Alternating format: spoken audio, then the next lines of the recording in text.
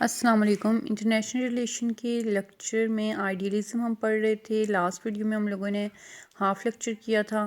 جو remaining lecture ہے، جو ریمیننگ پارٹ ہے، وہ ہم اس ویڈیو میں کرنے جا رہے ہیں۔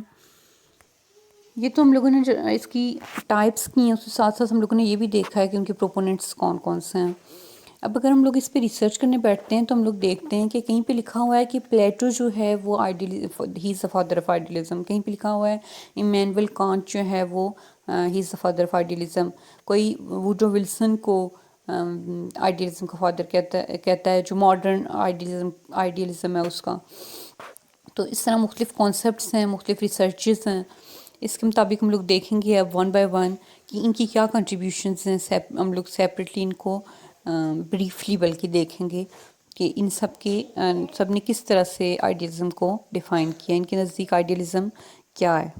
سب سے پہلے ہم پلیٹو کو دیکھیں گے۔ یہ گریک فلاسفر ہے، گریک ایرا کا فلاسفر ہے۔ اس کا جو آئیڈیلزم جو اس نے دیا اس کو ڈاکٹرائن آف آئیڈیاز یا تھیوری آف فارمز کہتے ہیں۔ ہم پہلے ڈسکس کر چکے ہیں پچھلے لیکچر میں، آئیڈیلزم کے پچھلے لیکچر میں، کہ دنیا میں دو طرح کی چیزیں ہیں، ایک آئیڈیاز ہے اور ایک میٹر ہے۔ پلیٹو بھی یہی کہتا ہے کہ ایک آئیڈیا ہے اور ایک میٹر ہے، لیکن جو ٹروتھ ہے وہ آئیڈیا میں لائے کرتا ہے، یعنی کہ جو میٹر ہے اس کی کوئی ریئلٹی نہیں ہے۔ تمام جو ریئلٹی ہے، جو ٹروتھ ہے، وہ آئیڈیاز پہ بیسڈ ہے، آئیڈیاز سے نکلتا ہے، اور انسان جو ہے اس نے نالج کو کریٹ نہیں کیا بلکہ اس نے پہلے سے موجود نالج کو ڈسکور کیا ہے۔ پلیٹو کے بعد ہم دیکھیں گے کہ جو آئیڈیلسٹ ہے وہ ہے رینی ڈیسکارٹ۔ یہ 17 سینچری کا فلاسفر ہے جس نے ایپسٹیمولوجیکل آئیڈیلزم یا ٹرانسینڈنٹل آئیڈیلزم دیا تھا۔ اس کے مطابق جو بھی ریئلٹی ہے وہ ہماری کانشیسنس کے اندر ہے۔ جو ایک انسان سوچتا ہے، جو اس کی برین میں یا اس کے آئیڈیاز میں یا جو اس کی اسپریچویلٹی میں جو چیزیں ایگزسٹ کرتی ہیں وہی ریئلٹی ہے۔ اس کے باہر جو بھی ایکسٹرنل ورلڈ ہے اس پہ ڈاؤٹ کیا جا سکتا ہے، وہ ایگزسٹ نہیں کی جا سکتی۔ وہ ہم نہیں کہہ سکتے کہ ہمارے مائنڈ کے باہر بھی کوئی ریئلٹی موجود ہے۔ یعنی کہ تمام یہ جو فلاسفرز ہیں یہ سارے ہی آئیڈیا کو فوکس کر رہے ہیں، آئیڈیا کو امپورٹنس دے رہے ہیں، یہ میٹر کو نگیٹ کر رہے ہیں کہ میٹر ایگزسٹ ہی نہیں کرتا، میٹر کچھ بھی نہیں ہے۔ 17 سینچری کے بعد 18 سینچری میں جو آئیڈیلسٹ آیا وہ تھا بی جی برکلے۔ اس نے سبجیکٹیو آئیڈیلزم کا کانسیپٹ دیا ہے، ڈوگمیٹک آئیڈیلزم بھی اس کو کہتے ہیں۔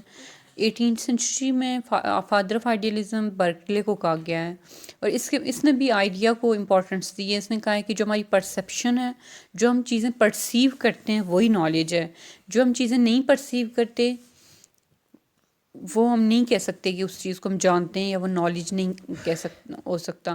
تو جو چیزیں ہم پرسیو کرتے ہیں وہی نالج ہے اور وہی ریئل ہے، وہی ریئلٹی ہے۔ یعنی اس نے بھی میٹر کو یا پھر ایکسٹرنل ورلڈ کو بالکل ہی نگیٹ کر کے جسٹ انسان کی پرسیپشن کو اور اس کے آئیڈیاز کو امپورٹنس دی ہے۔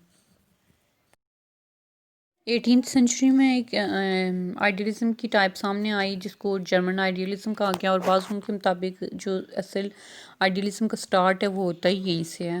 جرمن آئیڈیلزم کو بہت زیادہ امپورٹنس دی گئی ہے۔ اس کے مطابق ایمینول کانٹ ایک امپورٹنٹ فلاسفر تھا، 18 سینچری کا ایک ایمیننٹ فلاسفر تھا۔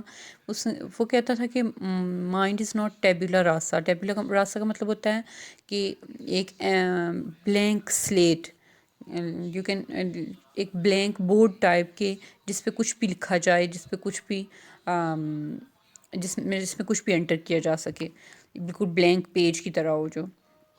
اور ایمینول کانٹ نے کہا کہ جو باہر کی دنیا ہے وہ ہماری مائنڈ پہ امپریشنس کریٹ کرتی ہے۔ ہمارا مائنڈ جو چیزیں بھی باہر جو ہیپننگز ہوتی ہیں اس کے مطابق چیزوں کو پرسیو کرتا ہے، اور اسی پرسیپشن پہ پھر وہ آئیڈیا کریٹ کرتا ہے، وہ ریئلٹی بن جاتی ہے۔ اور اس کا بھی یہ جو کنسیپٹ تھا، یہ باقی جو کنسیپٹ جو آئیڈیلزم کی ٹائپس ہیں ان سے کچھ مختلف نہیں تھا، بلکہ اسی طرح کا ہی اس نے بھی کنسیپٹ دیا تھا۔ اس نے بھی آئیڈیا کو امپورٹنس دی ہے میٹر کو نگیٹ کر کے۔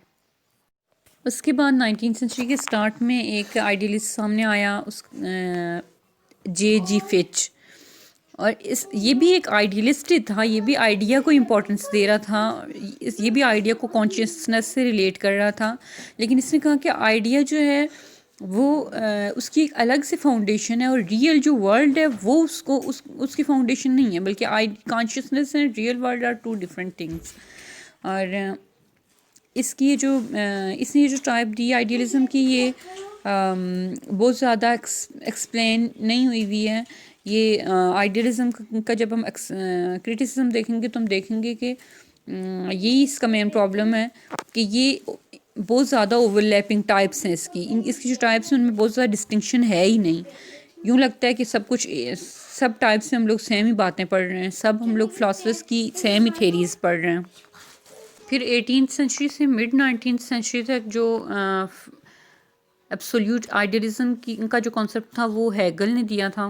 اس کے مطابق کبھی بھی یہ جو دنیا ہے یہ ایک پروسیس کے تحت چل رہی ہے، اور یہ کبھی بھی یہ پروسیس ختم نہیں ہوتا. اس نے ایک کانسیپٹ دیا تھا جس میں وہ کہتا تھا کہ ایک چیز ہے تھیسس اور ایک ہے اینٹی تھیسس. وہ ایک سرکل میں چل رہی ہیں، اور وہ دونوں جب ملیں گی آپس میں تو وہ سنتھیسس بنائیں گی. وہ تب دے رہا تھا یہ کانسیپٹ کہ اسی طرح یہ جو دنیا کا پروسیس ہے، یہ جو مٹیریل آبجیکٹس ہیں، یہ میٹر ہے، اسپرٹ ہے، ان کی ایگزامپل میں یہ بات کہہ رہا تھا کہ کبھی بھی یہ پروسیس ختم نہیں ہوتا، بلکہ کچھ ہم لوگ اگر لمیٹائز نہیں کر سکتے کہ یہاں پہ ہماری کانشیسنس ختم ہوتی ہے تو یہاں پہ ریئلٹی بھی ورلڈ کی ختم ہو رہی ہے. نہیں، وہ کہتا تھا کہ یہاں پہ اگر ہم لوگ ایک کوالٹی کو فائنائٹ کرتے ہیں، کسی جگہ پہ محدود کرتے ہیں، تو وہ کسی اور انفائنائٹ کوالٹی کو کوانٹیٹی کو جنم دے گی. اور یہ پروسیس اس طرح چلتا رہے گا. اور اس نے بھی اسی طرح آئیڈیا کو ہی امپورٹنس دی تھی. اب دیکھتے ہیں کہ آئیڈیلزم پہ کرٹیسزم کیا ہے. کبھی بھی کوئی تھیری ختم کہاں پہ ہوتی ہے یا اس کی امپورٹنس کہاں پہ ختم ہوتی ہے کہ جہاں پہ اس کو دوسرے فلاسفرز یا کچھ اینٹی تھاٹس جو ہیں وہ اس کو کرٹیسائز کرنا شروع ہو جائیں، اس کے اگینسٹ میں آنا شروع ہو جائیں. تو آئیڈیلزم جو ہے اس کی پہلی بات تو یہ ہے کہ آئیڈیاز کو ضرورت سے زیادہ اس نے امپورٹنس دی ہے. مطلب سب چیزیں چھوڑ کے اس نے دنیا پہ میٹر ایک ریئلٹی ہے جس کو چھوڑ کے اس نے آئیڈیاز کو فوکس کیا، آئیڈیاز کو امپورٹنس دی ہے. پھر اس کے کانسیپٹ میں ضرورت سے زیادہ ڈبل میننگز ہیں. یعنی ہم کوئی بھی اگر اس کی بات ہو تو اس کو ہم لوگ ایک مطلب نہیں لے سکتے کہ اس سے اچھا ٹھیک ہے یہ کانسیپٹ نکل رہا ہوگا. نہیں، ایک چیز اوور لیپنگ کانسیپٹس ہیں اس کے اندر. آئیڈیلزم کی جو ٹائپس ہیں وہی ایک دوسرے سے اوور لیپ کر رہی ہیں، کنفیوز کر رہی ہیں ایک دوسرے کے کانسیپٹ کو. پھر اس نے ہیومن نیچر کو کہا ہے کہ یہ آپٹیمسٹک ہے، فرینڈلی ہے، مل جل کے رہنے والی ہے، کوآپریٹیو ہے. تو ایسا ہم لوگ اگر اپنے ایکسپیریمنٹس کو دیکھیں اس دنیا پہ تو ہم دیکھتے ہیں کہ نہیں، جو لوگ کہتے ہیں کہ ہیومن نیچر بری ہے، یا ریئلسٹ جو بات کہتے ہیں ہیومن نیچر بہت زیادہ بری ہے، وہ کوآپریٹیو نہیں ہے، وہ مل جل کے رہنے والی نہیں ہے، تو اس میں زیادہ ویٹیج لگتی ہے اس کی نسبت. ہیومن نیچر اتنی فرینڈلی ہو تو پھر تو رولز اینڈ لاز بنانے کی ضرورت ہی نہ ہو. پھر یہ کہتا ہے کہ یہ لا اور morality کی بات کرتا ہے، فریڈم کی بات کرتا ہے، ایکویلٹی کی بات کرتا ہے، جسٹس کی بات کرتا ہے. اسی کانسیپٹ کے اندر جب لیگ آف نیشن بنی تو وہ کامیاب نہیں ہو سکی. اگر یہ اتنی سکسیسفل تھی، آئیڈیلزم اتنی سکسیسفل تھیری تھی تو لیگ آف نیشنز کو بھی باقی رہنا چاہیے تھا. لیکن جب World War II کا بریک آؤٹ ہوا تو ہم نے دیکھا کہ لیگ آف نیشن فیل ہو چکی تھی. بری طرح وہ پیس کو مینٹین نہیں رکھ پائی، وہ وار کو اوائڈ نہیں کر سکی. اور ایک بہت اہم بات کہ اس نے ریشنلٹی کو چھوڑ کے ریزننگ انسان کے ساتھ منسلک ہے. ریزننگ کو ہم نہیں چھوڑ سکتے، ریزننگ کو ہم لوگ ایک انسان سے ہی الگ نہیں کر سکتے. اور انسان میں اور جانور میں فرق یہی ہے کہ وہ ایک ریزن عقل کو استعمال کرتا ہے، ایک نہیں کرتا. تو ہم ریزننگ کو چھوڑ کے موو ہی نہیں کر سکتے. اس نے ایموشنس کو امپورٹنس دی ہے، اس نے ریزننگ کو بالکل امپورٹنس نہیں دی، اس نے ریزننگ کی بات ہی نہیں کی. پھر اس نے انٹرنیشنل آرگنائزیشنس کو بہت زیادہ رول بتایا کہ انٹرنیشنل آرگنائزیشنز رول پلے کر سکتے ہیں پیسفل انٹرنیشنل سوسائٹی کریٹ کرنے میں. اور یہاں پہ یہ انڈیویجولس کے رول کی تو یہ بات کرتا ہے، لیکن اسٹیٹس کی اور اسٹیٹ ایجنسی کے رول کو اگنور کرتا ہے، ان کی بات یہ نہیں کرتا. تو اس کا جو بیلنس ہے مختلف ایکٹرز میں وہ مینٹین نہیں ہے یہ، بلکہ صرف انڈیویجولس کو امپورٹنس دیتا ہے. اور یہ کہتا ہے کہ جو انٹرنیشنل آرگنائزیشنز ہیں وہ رول پلے کر سکتی ہیں.